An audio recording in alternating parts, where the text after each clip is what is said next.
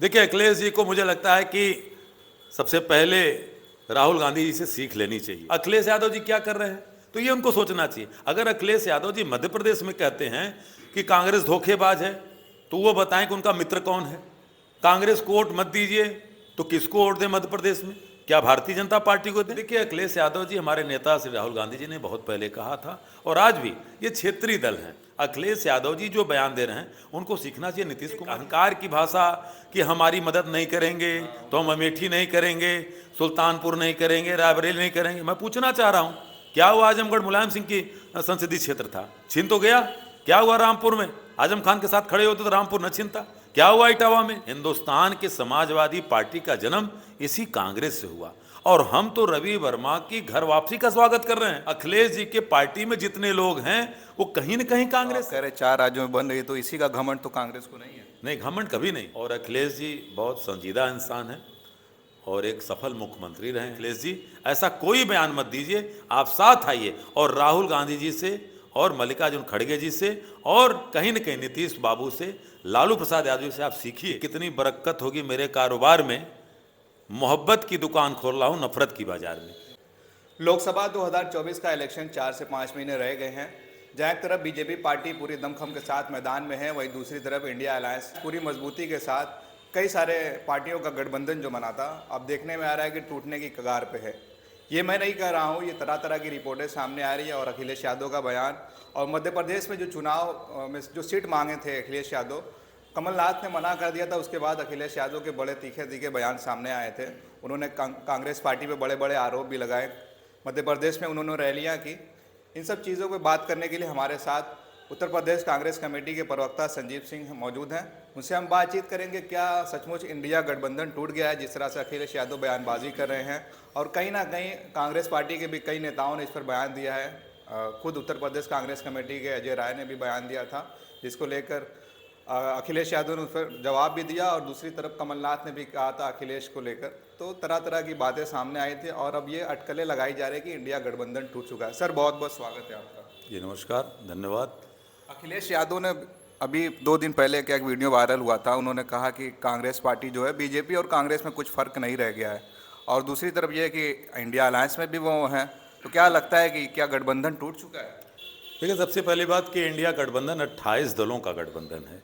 इसमें केवल एक कांग्रेस पार्टी या समाजवादी पार्टी नहीं है, बल्कि ये जो गठबंधन है ये 2024 का जो एक तरह से लोकतंत्र और देश के संविधान को बचाने के लिए गठबंधन हुआ है, न कि किसी फला विभाग को लेकर के और फला क्षेत्र और भाषा को लेकर के। क्योंकि देश का जब संविधान और लोकतंत्र ही जीवित नहीं रहेगा तो फिर कौन सी दल और फिर कौन सी सरकार, और जिसको लेकर के निस्संदेह कांग्रेस एक बड़ी पार्टी है। और कांग्रेस ने पूरे, आज आपने देखा कि हमारे राष्ट्रीय अध्यक्ष श्री मल्लिकार्जुन खड़गे साहब हों, चाहे श्री राहुल गांधी जी हों या प्रियंका गांधी जी हों, सोनिया गांधी जी हों, सारे लोग मिलकर के इस एक ही बात को कह रहे हैं कि देश का संविधान, देश का लोकतंत्र बचना चाहिए। और क्योंकि ये नहीं होगा तो 2024 के बाद ये कतई संभव नहीं है कि शायद देश में चुनाव भी होगा कि नहीं, क्योंकि जिस तरह की तानाशाही इस सरकार में पिछले 10 साल से देखने को मिल रही है, कुछ बचा नहीं है, एक अघोषित आपातकाल चल रहा है। और रही बात श्री अखिलेश यादव जी को लेकर के, देखिए, एक नैरेटिव मीडिया के द्वारा सेट किया जाता है। मैं बार बार कहता हूँ,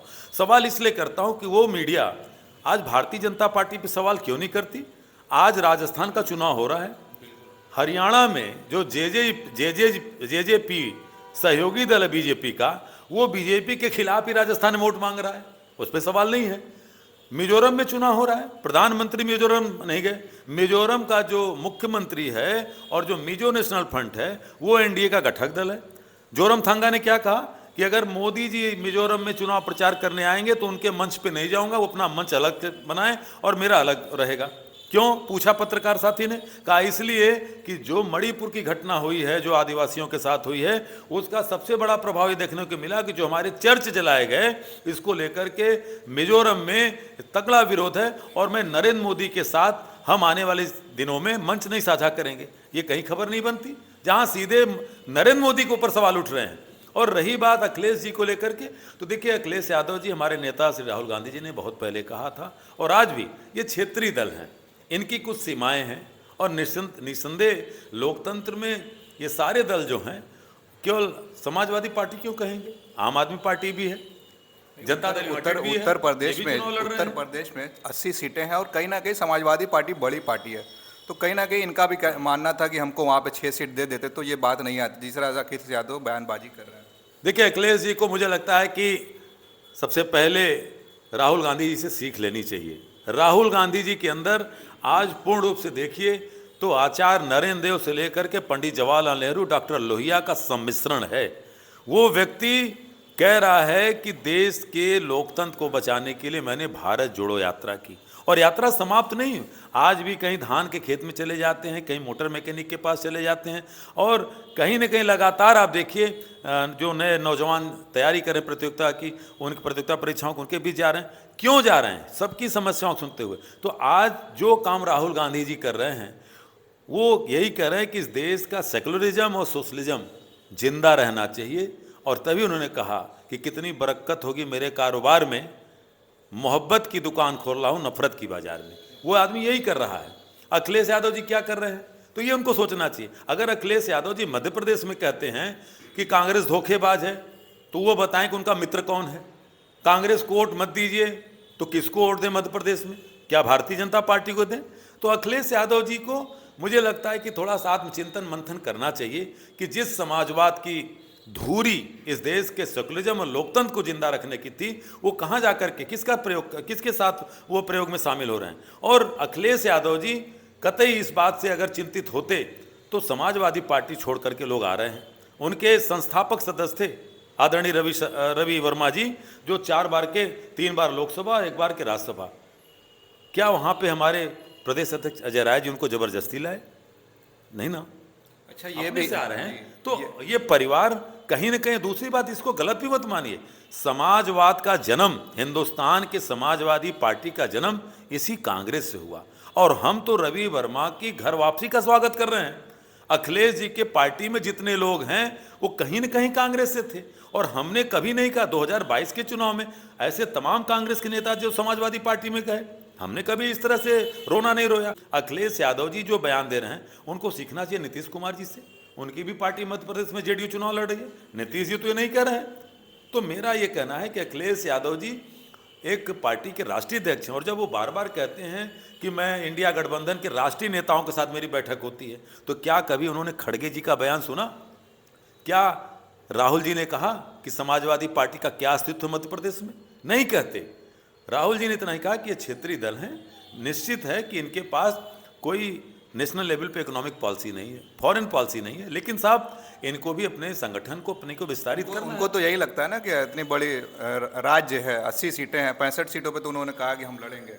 क्या हुआ तब रामपुर में? क्या हुआ आजमगढ़ में?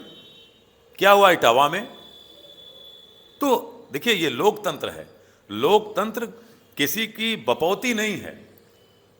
जहां पे आज ये कह रहे हैं, तो एक समय यहीं पूरे उत्तर प्रदेश में कांग्रेस का राज हुआ करता था, और आपको अच्छी तरह याद होगा कि सही या गलत जो लोग भी आकलन करते हैं, खैर हमारे नेता ने उस आपातकाल पे माफी मांगी। क्या हुआ था 77 में? पूरी कांग्रेस उत्तर प्रदेश से साफ हो गई थी। तो इसको लेकर के एक अहंकार की भाषा कि हमारी मदद नहीं करेंगे तो हम अमेठी नहीं करेंगे, सुल्तानपुर नहीं करेंगे, रायबरेली नहीं करेंगे। मैं पूछना चाह रहा हूं, क्या हुआ आजमगढ़? मुलायम सिंह की संसदीय क्षेत्र था, छीन तो गया। क्या हुआ रामपुर में? आजम खान के साथ खड़े होते तो रामपुर न छीनता। क्या हुआ इटावा में? तो ये चीजें बोलना, तो ये अहंकार की भाषा है। अच्छा, अहंकार की बात है। ये भी कहा जा रहा है कि जो 5 राज्यों के चुनाव हो रहे हैं, कहीं ना कहीं कांग्रेस बहुत मजबूत दिख रही है, तो अब लग रहा है कि कांग्रेस को हम मजबूत है, हमें किसी की ज़रूरत नहीं है, ऐसा कहा जा रहा है। बात देखिए मुझे लगता है कि जो भी राजनीतिक समझ रखने वाले लोग हैं, जिन 5 राज्यों में चुनाव है वो बाईपोलर इलेक्शन है। मध्य प्रदेश में बीजेपी वर्सेस कांग्रेस है, और लगातार कांग्रेस के श्री कमलनाथ जी हों, श्री दिग्विजय सिंह जी हों, हमारे जितने वहाँ संगठन के लोग हैं, आप देखिए पिछले 18 साल से आवाज़ उठाए। थोड़ा बता दें, समाजवादी पार्टी ने एक भी 18 सालों में कोई कार्यक्रम किया हो? पिछले 5 साल में कोई काम किया हो? 3.5 साल में काम किया हो, जब लोकतंत्र की हत्या करके हमारे ही विधायकों को एक तरह से जोर जबरदस्ती से लेकर के भारतीय जनता पार्टी ने सरकार बनाई। आप बताइए छत्तीसगढ़ में कभी कोई दूसरी पार्टी बीजेपी के खिलाफ लड़ी हो? वहाँ पे श्री भूपेश बघेल जी लड़े। राजस्थान में अशोक गहलोत, तेलंगाना में, तो तेलंगाना में जो भारतीय जनता पार्टी बीआरएस के पीछे से उनके भ्रष्टाचार में शामिल है, वहाँ कौन लड़ रही है?